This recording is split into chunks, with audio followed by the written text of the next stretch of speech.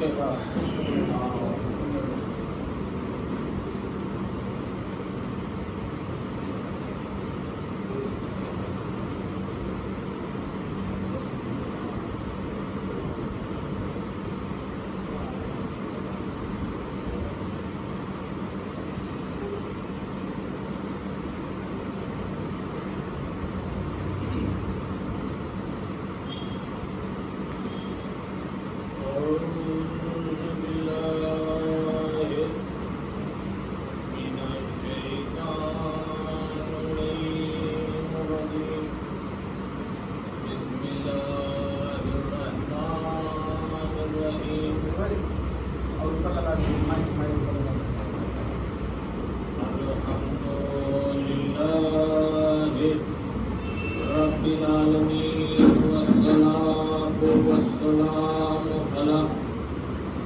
أشرف الأنبياء والمرسلين حبيب قلوبنا طبيب نفوسنا وشفيع ذنوبنا بالقاسم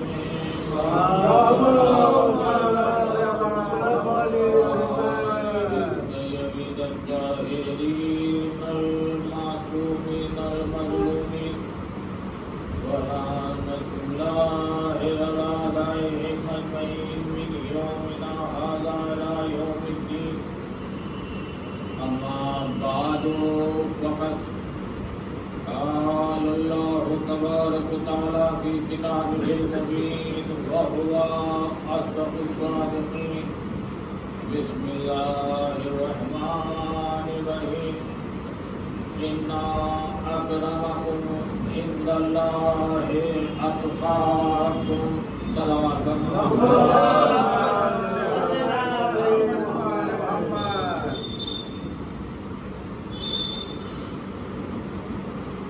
پتہ نہیں یہ ہمارے اعضاء خانے اور ان کی رونقوں کو کس کی نظر لگتی ہے.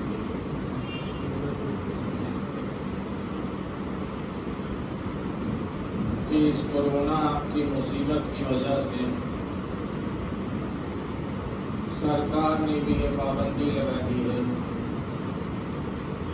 کہ 5 سے زیادہ مجلس میں شرکت نہیں. ظاہر ہے مجھے تو یاد آتے ہیں وہ دن یہ اعضاء خانے مومنین سے سالکہ کرتے تھے اور انشاءاللہ پھر وہی دن پلٹیں گے اور پھر اعضاء خانوں میں ویسا ہی مجمع ہوگا اور ویسی ہی انشاءاللہ اعضاء خانی ہوگی. لیکن ایک بات یہ بھی ہے کہ مایوس ہونے کی ضرورت یہ جو ہماری آنکھوں سے مجمع دکھائی دیتا ہے اس کے علاوہ بھی آئی تشریح ہے. تو یہ جو ہماری آنکھوں سے مجمع دکھائی دیتا ہے یہ ضرور تھوڑا سا ہے حالات کے بنا پر، لیکن جو مجمع ہماری آنکھیں دیکھ نہیں سکتی وہ ایک بہت بڑا مجمع ہے کہ جو ہر فرش اعضاء پر موجود ہے. اور یہ بھی میں آپ سے عرض کر دوں کہ فرش اعضاء پر جناب معصومہ آتی ہیں، ارواح معصومین آتی ہیں. یہ بات کوئی ذاکرین کی پیداوار نہیں ہے. یہ نہ سمجھیے گا کہ یہ کوئی ذاکرین نے اپنی طرف سے یہ بات پیدا کی ہے. چوتھے امام نے اس بات کی تصدیق کی، تصدیق کی ہے، صرف ذاکرین کی بات نہیں کر رہا ہوں، اور یہ میں اس لیے عرض کر رہا ہوں کہ تاکہ آپ کا یقین اس پر کامل ہو جائے۔ اور وہ روایت آپ کی نظر میں ہے کہ جب ظہری کی مجلس میں بیمار کربلا پہنچے ہیں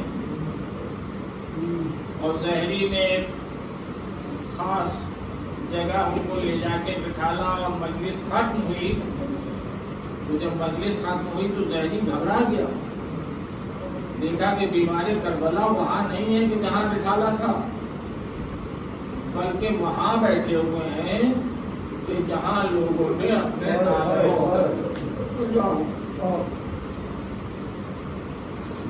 نالین اتارے، اور وہاں پر بھی میرا امام خالی نہیں بیٹھا ہے، کچھ کر رہا ہے۔ احترام معنی ہے کہ جس کو میں دوہرا نہیں سکتا۔ تو جب ظہری نے پوچھا کہ مولا آپ یہاں کیسے آ گئے، تو آپ نے فرمایا کہ ظہری تو وہ دیکھ نہیں سکتا جو میں دیکھ رہا ہوں، تیرے اس فرش اعلیٰ پر میری دادی سیدہ بیٹھی ہوئی، تیرے اس فرش اعلیٰ پر رسول خدا تشریف رکھتے ہیں اور ارواح معصومین۔ تو یہ کوئی ذاکرین کی طرف سے نہیں ہے کہ انہوں نے کچھ اپنی طرف سے کہہ دیا ہے، بلکہ چوتھے امام نے اس بات کی تصدیق کی ہے کہ اس فرش اعلیٰ پر ارواح معصومین، ملائکہ، انبیاء تشریف لایا کرتے ہیں۔ اب سوچئے کہ وہ مجمع کتنا بڑا ہے۔ اب یہ ہماری مجبوری ہے کہ اس میں ہم ظاہر ہے کہ مجمع نہیں بڑھا سکتے، سرکار کی طرف سے بھی پابندیاں ہیں۔ بہرحال اب کچھ دیر آیت کے ذیل میں گفتگو کو، جس کو میں نے اپنا سرنامہ کلام قرار دیا، ایک مرتبہ صلوات پڑھیں۔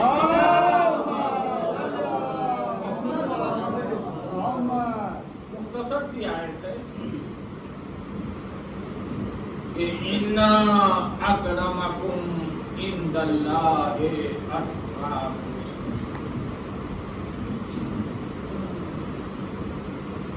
لیکن قیامت تک کے لیے اس مختصر سی آیت نے ایک بہت بڑے مسئلے کو حل کر دیا۔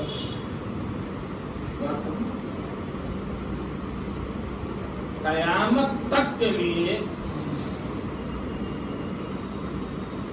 افضلیت اور فضیلت کے معیار کو قائم کر دیا اس آیت میں۔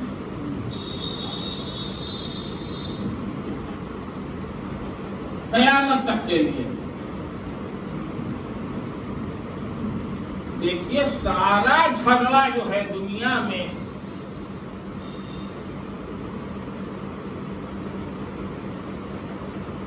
وہ افضلیت کا جھگڑا ہے۔ میں بڑا ہوں کہ یہ بڑا ہے، غور فرمایا؟ میں افضل کہ یہ افضل۔ سارے جھگڑے اگر آپ غور فرمائیں گے تو بنا میں افضلیت ہوا کرتا، یہ ثابت کرنے کے لیے ہوتے ہیں کہ میں سب سے افضل ہوں۔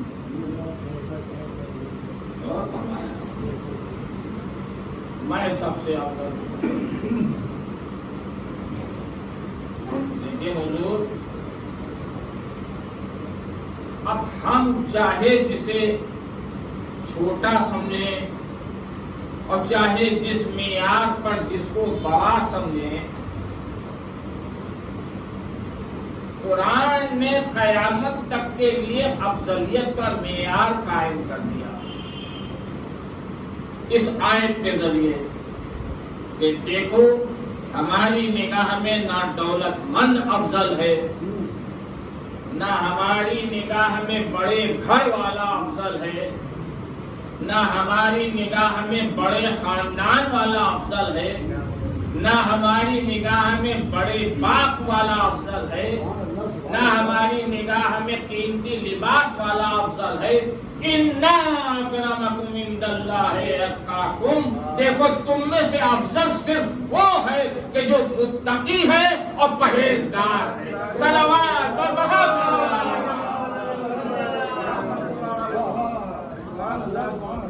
یعنی قرآن نے بات واضح کر دی تھی کہ یہ نہ دیکھنا کہ دامن میں دولت دنیا ہے کہ نہیں ہے، دامن میں دولت دنیا ہے کہ نہیں ہے، یہ دیکھنا کہ دامن میں دولت ایمان ہے کہ نہیں ہے، اور دامن میں پرہیزگاری ہے کہ نہیں ہے۔ اب ظاہر ہے کہ ایک مجلس میں کسی ایک پہلو کی طرف اشارہ کیا جا سکتا ہے، اور وہ بھی بہت اختصار کے ساتھ۔ بس ایک بات سن لیجیے، اس کے بعد ربط مسائل اور چند نکلے مسائل۔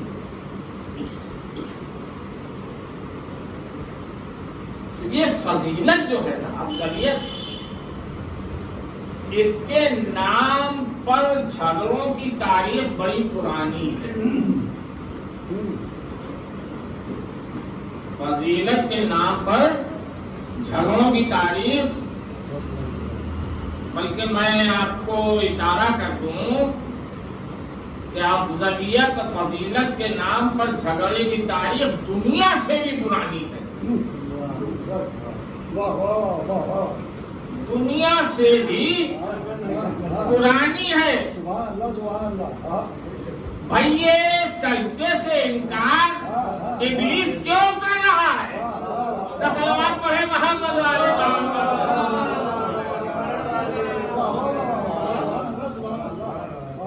تو مجمع چاہے 5 آدمی ہوں 7 آدمی ہوں، مگر سننے والے ہوں تو بس صلوات پڑھے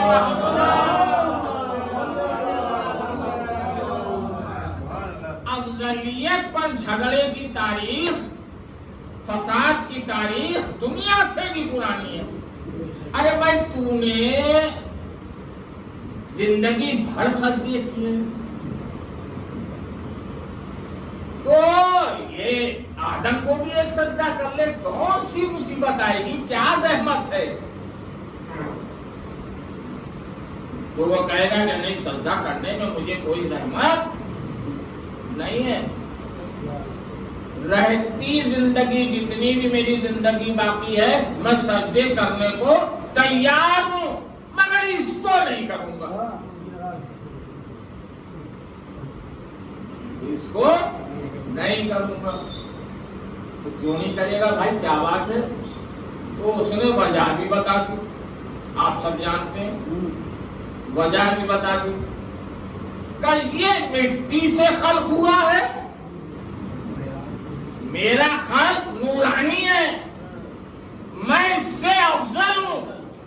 اس کا مطلب جھگڑا افضلیت کا ہے، سجدے کا نہیں ہے۔ صلوات پڑھے محمد والے۔ غور فرمایا آپ نے، جھگڑا سجدے کا نہیں، سجدے تو کرے گا، زندگی بھر کرنے کو تیار ہے اللہ کو۔ جھگڑا جو ہے وہ افضلیت کا ہے، میں افضل ہوں، میں نور سے خلق ہوا، یہ مٹی سے، میں سجدہ نہیں کروں۔ اب چونکہ حدود حکمی کی ہے، اللہ کی، لہذا اس کو سزا ملی، وہ ایک الگ مسئلہ ہے۔ اب اس تفصیل میں اس وقت نہیں جا سکتا، میں اشارے کروں گا، آگے بڑھ جاؤں گا، اس لیے کہ بہت تفصیل میں جانے کا وقت نہیں ہے۔ تو جیسا کہ میں نے عرض کیا کہ افضلیت کے نام پہ جھگڑے دنیا سے پرانے ہیں، دنیا بعد میں بنی، یہ آسمان پر ہی شروع ہو گئے تھے۔ اور فرمایا اچھا بھائی اب دنیا بن گئی، آدم آ گئے، توجہ سے سنیں گے، صرف اشارے، آدم آ گئے، اب 4 ہی ہیں بس افراد دنیا میں، آدم، حوا، حابیل اور قابیل۔ کاہے کا جھگڑا ہے حابیل اور قابیل کے درمیان؟ پہلا قتل ہوا ہے دنیا میں، اور فرمایا پہلا قتل یہی ہے۔ کس نے کیا؟ نبی کے بیٹے نے۔ کس کا کیا؟ نبی کے بیٹے کا۔ جھگڑا کاہے کا ہے؟ زمین کا۔ ارے ساری زمین، پوری دنیا، سارا سب کچھ مطلب ہے کون؟ یہی 4 تو ہیں سب ان کا۔ بعد اللہ کسی زن کا کوئی عورت کا جھگڑا ہے وہ بھی نہیں۔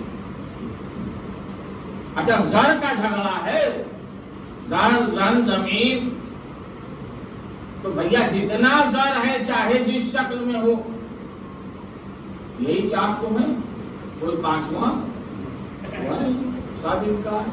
تو پتہ چلا نہ زر کا جھگڑا ہے، نہ زن کا جھگڑا ہے، نہ زمین کا جھگڑا ہے، پھر کاہے کا ہے؟ پھر کاہے؟ کہا کہ دونوں بھائیوں کے چونکہ عمل میں فرق ہے، کردار میں فرق ہے، لہذا ہوا یہ کہ جب دونوں بھائیوں نے قربانیاں پیش کی تو اللہ نے ایک کی قربانیوں کو قبول کر لیا۔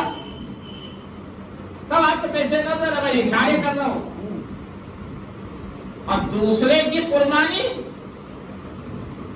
قبول نہیں کی، ریجیکٹڈ۔ بس یہیں سے اس کے دل میں ایک بغض پیدا ہوا کہ اچھا باپ بھی اس کو افضل سمجھتا ہے، اللہ نے بھی اسی کی قربانیوں کو قبول کیا، اس کا مطلب یہ مجھ سے افضل ہے اور میں اس سے مفضول۔ وہی افضلیت کا جھگڑا ہے، کا غور فرما رہے ہیں آپ، جس کا نتیجہ یہ ہوا کہ ایک بیٹے نے دوسرے بیٹے کو قتل کیا۔ میں اشارے عرض کر رہا ہوں کہ افضلیت کے جھگڑوں کی تاریخ دیکھیے کہ کہاں سے کہاں تک چلی ہے، اور افضلیت کے نام پر جھگڑے ہوئے ہیں، اور یہ آیت بھی افضلیت پر ہے کہ جو میں نے اپنا سرنامہ کلام قرار دیا۔ ایک جملہ عرض کرتا چلوں، جب دونوں بیٹوں کا ذکر آ ہی گیا،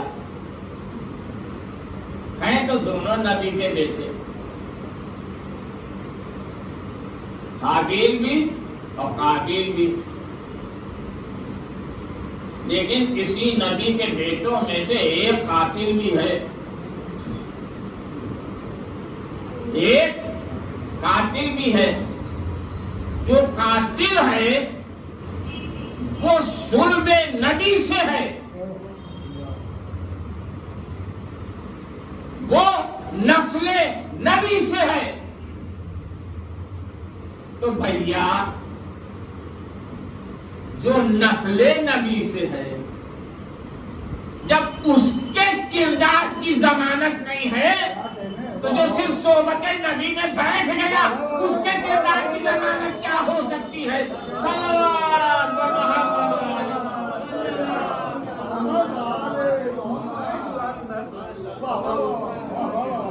صلوات پڑھے محمد۔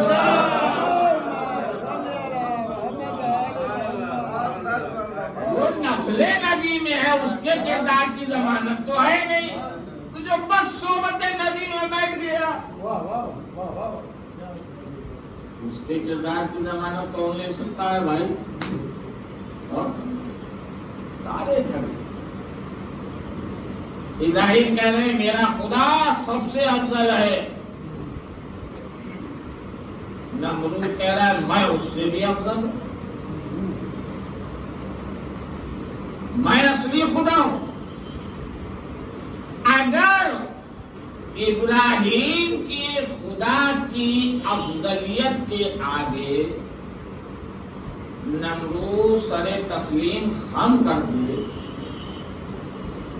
اور ابراہیم کے خدا کی افضلیت کو تسلیم کر لے تو وہ جھگڑا کا ہے،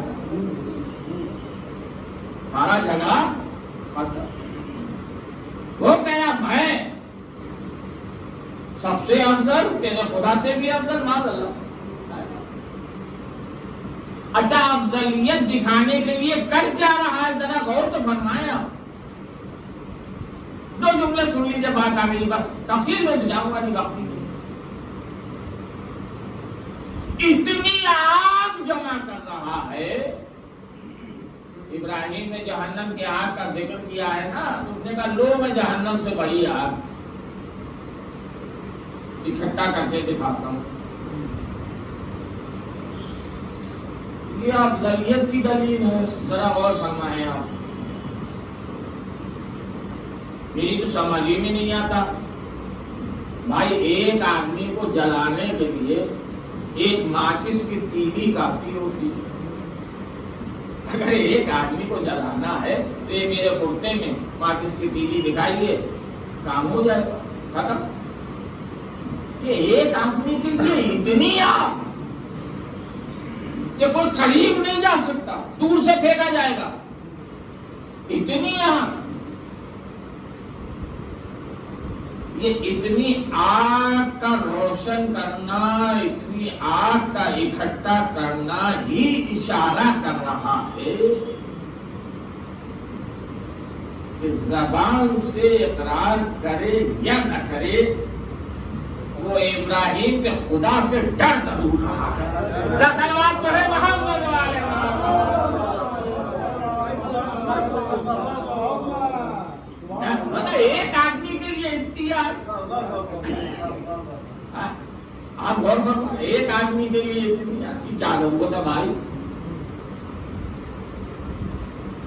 اچھا ابراہیم نے بھی، لوگ آئے، انبیاء آئے، ملائکہ آئے، پوچھا اے ابراہیم کوئی ضرورت ہے، کوئی حاجت ہے؟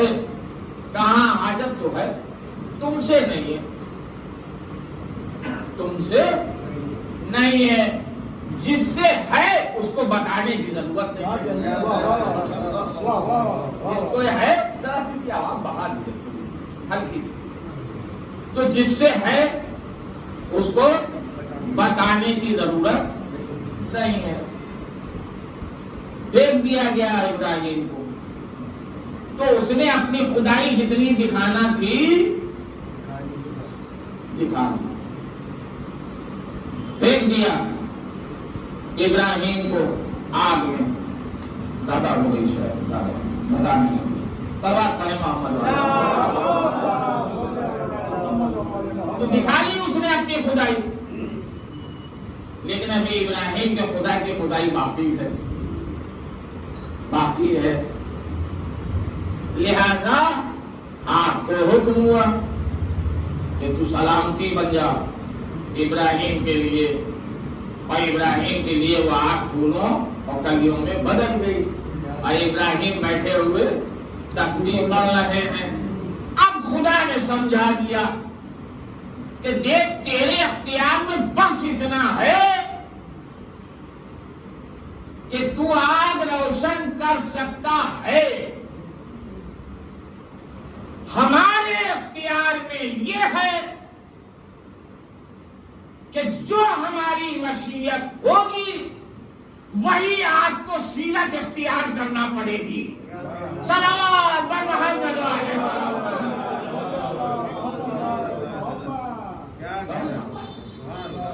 وہی آپ کو سیرت اختیار کرنا پڑے گی۔ بس حضور اب میں سمیٹ رہا ہوں معاملے کو، نہ بہت پھیل جائے گا، بتائے گا بڑا موضوع ہے۔ نہیں اچھا ٹھیک ہے، پڑھوں گا انشاءاللہ۔ صلوات پڑھے محمد والے۔ تو اصل میں جھگڑا کیا ہے، پہلے سمجھیے بات اختصار کے ساتھ۔ جھگڑا کیا ہے؟ مسئلہ کیا ہے؟ مسئلہ یہ ہے کہ ہم نے وہ معیار جو اللہ نے فضیلت کا معیار قرآن میں دیا، ان اللہ اتقاکم، تم میں افضل وہ ہے جو صاحب تقویٰ ہے، جو خوف خدا رکھتا ہے، جو پرہیزگاری رکھتا ہے. اس کو تو بھلا دیا، اس سے کوئی مطلب. قرآن کہتا رہا کہ وَتُعِزُّ مَن تَشَاءُ وَتُذِلُّ مَن تَشَاءُ، ہم جسے چاہیں عزت دے، ہم جسے چاہیں ذلیل و خوار کریں. مسلمانوں نے کہا تو کون ہوتا ہے عزت و ذلت دینے والا؟ ہم جسے چاہیں عزت دار سمجھیں اور ہم جسے چاہیں ذلیل و خوار سمجھیں. اچھا، کل کی مجلس میں بھی ذکر ہو رہا تھا یہی کہ دولت کو معیار بنایا سورہ والا سنتے ہیں. تو ہم نے معیار بدل دیے، ہم نے افضلیت کے معیار بدل دیے اور خود ساختہ معیاروں پر جو ہم نے بنائے تھے ان معیاروں پر کسی کو افضل سمجھا، کسی کو عزت دار سمجھا، کسی کو ذلیل و خوار سمجھا. اب بھائی مسئلہ کیا ہے؟ میں لکھنؤ کا سب سے افضل ترین انسان ہو جاؤں، میرا گھر افضل ترین ہو، میرا بینک بیلنس افضل ترین ہو، کسی کا پاس نہ ہوتا،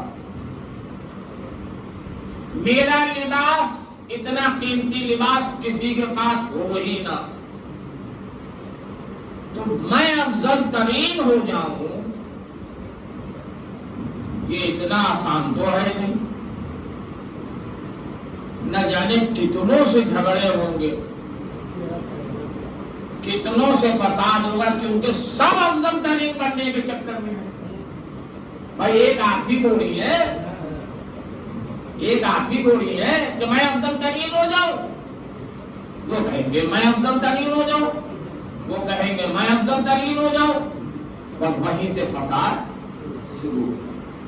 جب دولت کی بنیاد پر افضلیت طے ہوگی، جب لباس کی بنیاد پر افضلیت طے ہوگی، جب سیاسی اقتدار کی بنیاد پر افضلیت طے ہوگی، تو جھگڑے بھی ہوں گے، فساد بھی ہوں گے، قتل و خون و غارت بھی ہوگا.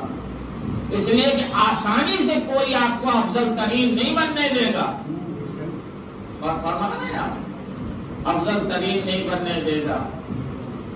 اسی لیے قرآن نے وہ معیار رکھا تھا افضلیت کا کہ جس میں نہ کسی جھگڑے کا امکان ہو، نہ کسی فساد کا امکان ہو.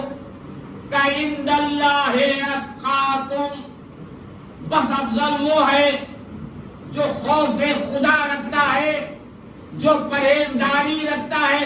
جتنا چاہو اپنے دامن میں خوف خدا سمیٹو، پرہیزگاری سمیٹو. کس سے جھگڑا ہوگا؟ کون فساد کرے گا؟ صلوات پڑھے محمد والے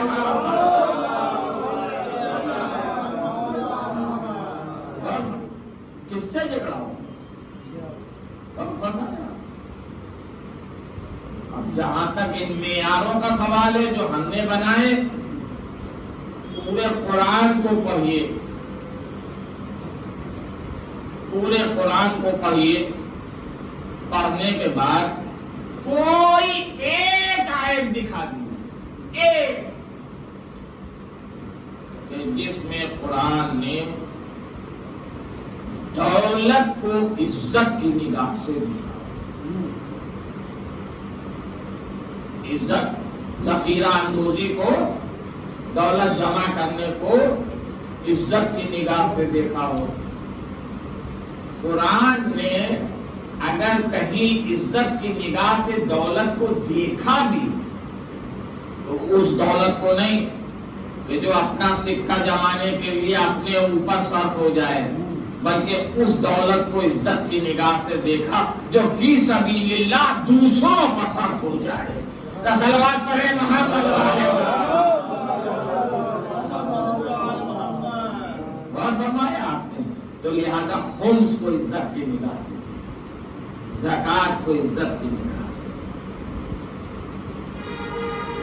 کوئی ایک جگہ دکھائیے کہ جہاں حکومت کو، سلطنت کو، کسی منتری کو، کسی سنتری کو، حکومت اور سلطنت کو اللہ نے عزت کی نگاہ سے دیکھا۔ اللہ نے کبھی حکومت اور سلطنت کو عزت کی نگاہ سے نہیں دیکھا۔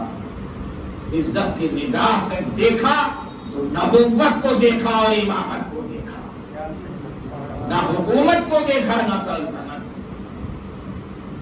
بیش قیمت لباس، قیمتی لباس، کوئی ایک جگہ دکھائیے، کوئی ایک سورہ، کوئی ایک آیت کہ جو ان لوگوں کی شان میں نازل ہوئی ہو کہ جو بہت قیمتی عبائیں اور قبائیں پہنا کرتے تھے، بہت بیش قیمت لباس پہنا کرتے تھے۔ کوئی ایک آیت دکھا دیجیے۔ ہاں میں آپ کو دکھا دوں کہ 75% سے زیادہ قرآن ان کی شان میں نازل ہوا کہ جن کے لباس میں دنیا نے 70 جوڑ اور 72 پیبند دیکھے ہیں۔ صلوات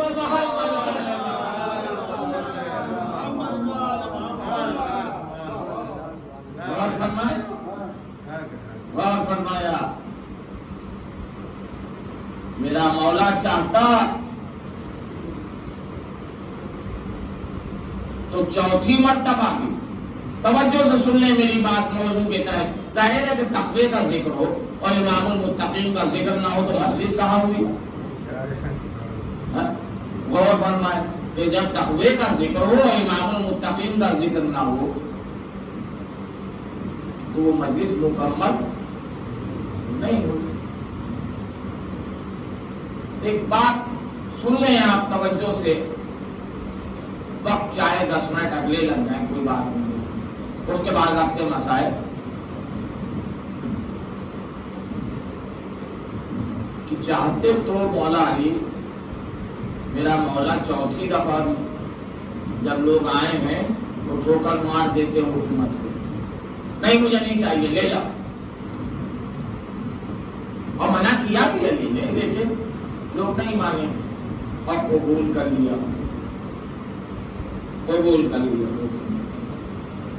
تو حکومت کو قبول کرنے کے بہت سی وجوہات تھی، تاریخی وہ آپ کے پیش نظر ہیں، میں اس میں نہیں جاؤں گا، وہ آپ کے پیش نظر ہے۔ صرف ایک بات عرض کرنا ہے کہ علی نے جو حکومت کو قبول کر لیا تو جہاں اور ساری وجوہات تھیں اس میں سے میرا دل کہتا ہے کہ ایک وجہ یہ بھی ہوگی کہ جو علی حکومت کو قبول کرنے کے لیے راضی ہو گئے، ایک وجہ یہ بھی ہوگی کہ مولا نے سوچا ہوگا کہ کہیں ایسا نہ ہو کہ آنے والے وقتوں میں کوئی یہ کہے کہ حکومت تو علی کے پاس تھی نہیں، تو حکومت سے دور رہ کر، سلطنت سے دور رہ کر، بیت المال سے دور رہ کر علی نے جو زندگی گزاری کون کمال کیا؟ ہم تو تب مانتے، ہم تو تب مانتے کہ حکومت پر علی کا قبضہ ہوتا، سلطنت علی کے قبضہ قدرت میں ہوتی، بیت المال پر علی کا قبضہ ہوتا، اس کے بعد بھی وہی زندگی گزارتے کہ جو پہلے گزار چکے تھے۔ صلوات پڑھے محمد والے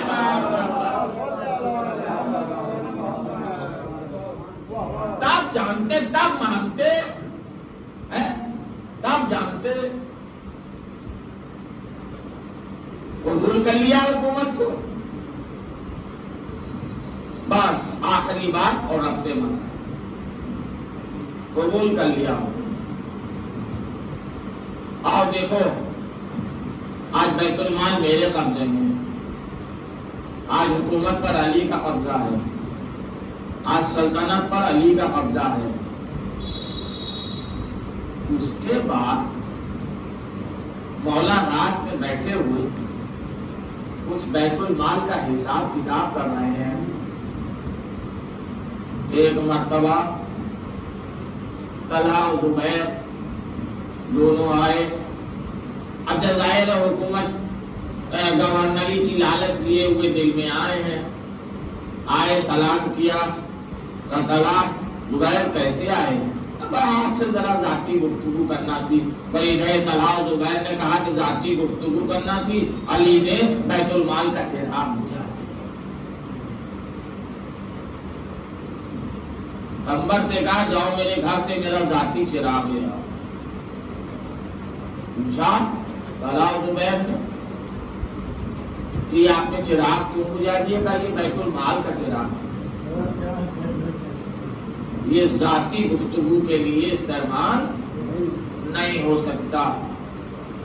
تو وہ جو امیدیں گورنری کی لے کر دلوں میں آئے تھے، وہ ادھر چراغ بجھا، وہ ساری امیدیں وقت ہے محمد جو ذاتی گفتگو نہیں کر رہا ہے بیت المال کے چراغ میں، وہ ہمیں حکومت اور ہمیں گورنری دے گا۔ تو ذاتی چراغ آیا، کہاں اب بتاؤ کیسے آئے؟ تو اب وہ تو کہہ نہیں سکتے جو کہنے آئے تھے، جو تو سمجھ گئے کہ کہنے سے کوئی فائدہ ہے نہیں۔ کہا وہ کچھ نہیں، ہم عمرے کے لیے جا رہے تھے، سوچا آپ سے آپ کو بھی سلام کر لیں۔ کہا اچھا خدا حافظ، میرے لیے بھی دعا کرنا۔ علی نے مورخ کو ایک بات سمجھا، میں نے عرض کیا نا کہ حکومت تو تھی نہیں علی کے پاس، سلطنت تو کیا، آج تو حکومت میرے قبضے میں ہے، آج سلطنت میرے قبضے میں ہے، آج بیت المال پر میرا قبضہ ہے۔ پھر اس کے بعد بیت المال کا چراغ بجھا کر اور ذاتی چراغ منگا کر علی نے مورخ کو سمجھا دیا کہ دیکھو یہ حکومتیں ہمارے کردار پر اثر انداز نہیں ہوا کرتی، ہم کل بھی امام المتقین تھے، ہم آج بھی امام المتقین ہیں۔ صلوات محمد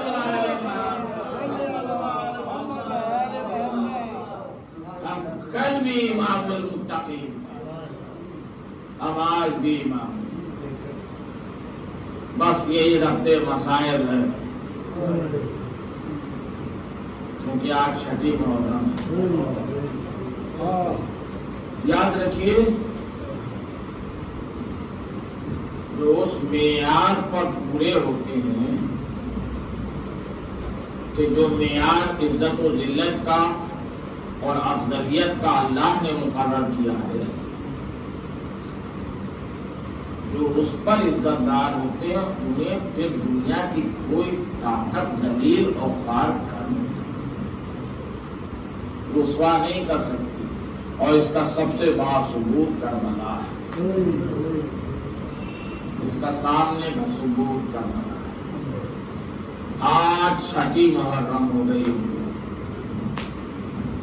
صرف 3-4 دن باقی ہیں۔ اللہ اکبر، آج ایک کریل جوان کا ماتم ہوتا ہے۔ اللہ کسی کو کسی بات کو یہ وقت نہ، اللہ پہلے ذرا آپ سمجھ لیجیے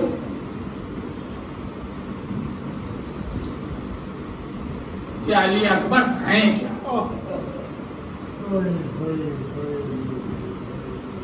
سمجھ لیجیے۔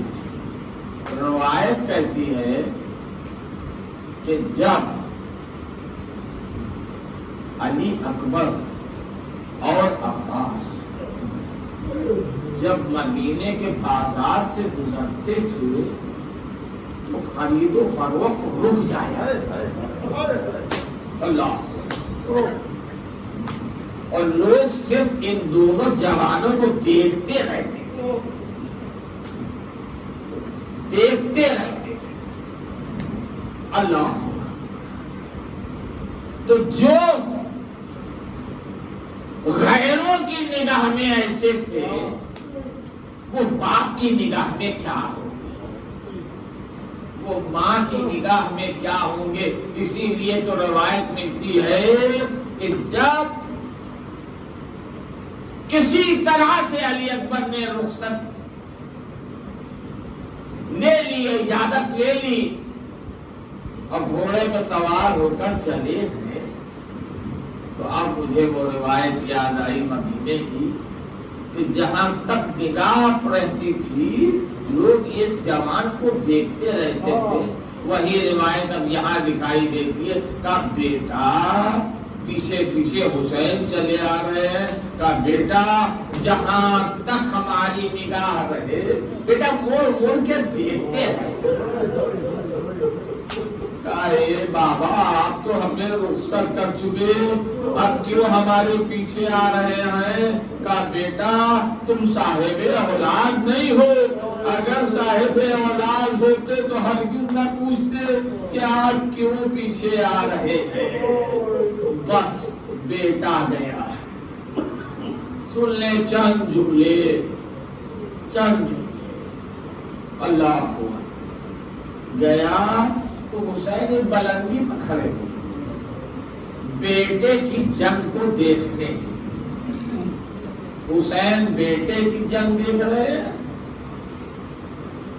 اور ماں حسین کا چہرہ دیکھ رہی ہے۔ اللہ اکبر۔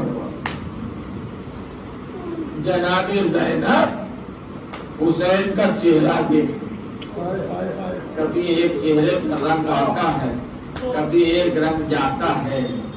ایک مرتبہ جب ارزق شامی سامنے آیا تو چہرے کا رنگ متغیر ہو گیا۔ کہا ام لیلا خیمے میں جاؤ اور جا کر میرے علی اکبر کے لیے دعا کرو، کیونکہ اللہ ماں کی دعاؤں کو زیادہ سنتا ہے، پہلے سنتا۔ جاؤ جا کر میرے بیٹے کے لیے دعا کرو۔ اس کے بعد علی اکبر ایک مرتبہ خیمے میں پلٹ کر آئے۔ ذرا انصاف سے بتائیے، سبھی صاحب اولاد ہیں، آپ سب کے بچے ہیں، اولادیں ہیں۔ اگر کسی اولاد کے لیے یہ یقین ہو جائے کہ یہ اب کچھ لمحے کی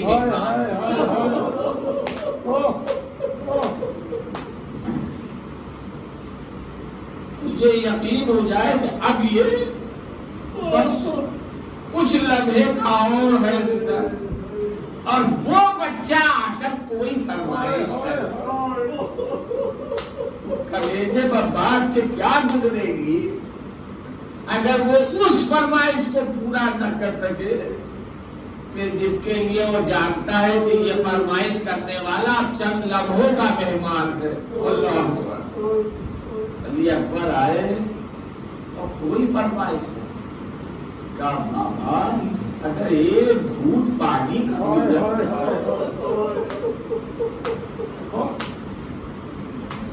میں ان کو دکھاتا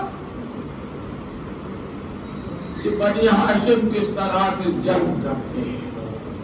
اللہ فرمائش بھی کیا ہے؟ ایک گھوٹ پانی باپ سے۔ کہا بیٹا تم تو جانتے ہو کہ باپ تمہاری یہ فرمائش پوری نہیں کر سکتا، میرے دہن میں اپنی زبان۔ علی اکبر نے دہن میں زبان تو دی مگر فوراً نکال لی۔ کہا اے بابا آپ کی زبان پر تو مجھ سے زیادہ کاٹے۔ علی اکبر رخصت ہو کر گئے۔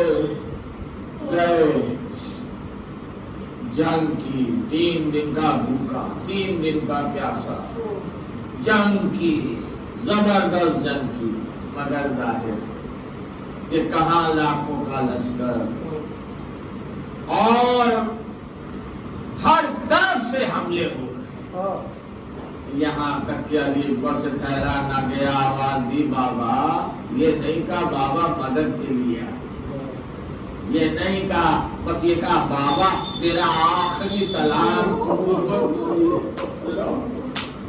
علی اکبر چاہے زمین پر آئے، حسین کمر کو تھامے ہوئے، اے بیٹا آواز دیتے رہو تاکہ یہ بوڑھا باپ تم تک پہنچ جائے۔ پہنچ گئے حسین، بس آخری جملے، مجلس تمام، پہنچے حسین۔ خدا کسی میرے دشمن کو بھی یہ وقت نہ دکھائے اور یہ منظر نہ دکھائے کہ جوان بیٹا ایڑیاں لگا رہا ہو، باپ سرہانے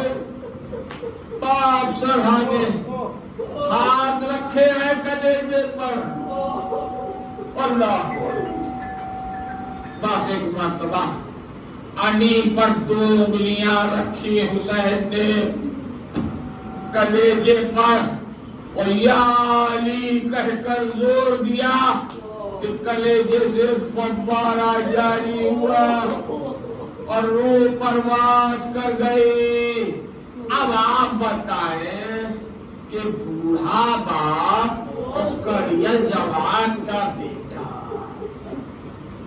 کڑیل جوان کا بیٹا، کڑیل جوان بیٹا، اللہ اکبر۔ عامر جونپوری نے ایک شعر کہہ دیا، قیامت کا شعر کہہ دیا کہ کچھ تجھ کو بھی ہو جائے گا احساس کربلا، کچھ تجھ کو بھی ہو جائے گا احساس کربلا، تنہا کسی عزیز کی میت اٹھا کے دیکھ، تنہا کسی عزیز کی میت اٹھا کے دیکھ۔ اللہ اکبر۔ جنازہ اپنے ٹانگوں کے درمیان لیا، کلیجے سے ملایا اور چلے لے کر یا علی کچھ دور لے کر چلے، پھر رکھ دیا، آواز دی، اے بنی ہاشم کے بچوں، اس بوڑھے باپ سے جوان کا لاشا اٹھتا نہیں، ارے کوئی اور نہیں ہے تو تم ہی آ جاؤ۔ بس مجلس تمام، کسی طرح سے لاشا خیمے تک پہنچا۔ آخری جملے سن لیجئے اور مجلس کو تمام کروں کہ ایک مرتبہ جب لاشا پہنچا ہے تو فضا کو آواز دی امام نے، کہے فضا ام لیلا کہاں ہے؟ لیلا کہاں ہے؟ فضا کہیں کا بلا کے لاؤ۔ ایک مرتبہ فضا گئی تو عجب منظر دیکھا کہ لیلا خیمے میں ادھر سے ادھر بھاگتی ہیں، ادھر سے ادھر دوڑتی ہیں، کبھی اس دیوار سے ٹکراتی ہیں خیمے کی، کبھی اس دیوار سے ٹکراتی ہے، کبھی اس دیوار سے ٹکراتی ہے۔ کبھی بھی یہ کیا کر رہی ہے؟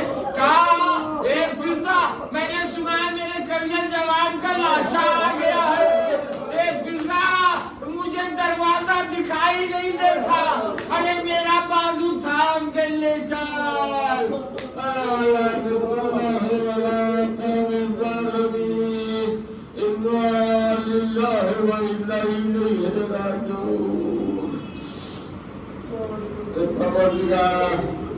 اس کورونا وائرس کی وبا کو جلد از جلد ختم کر دے۔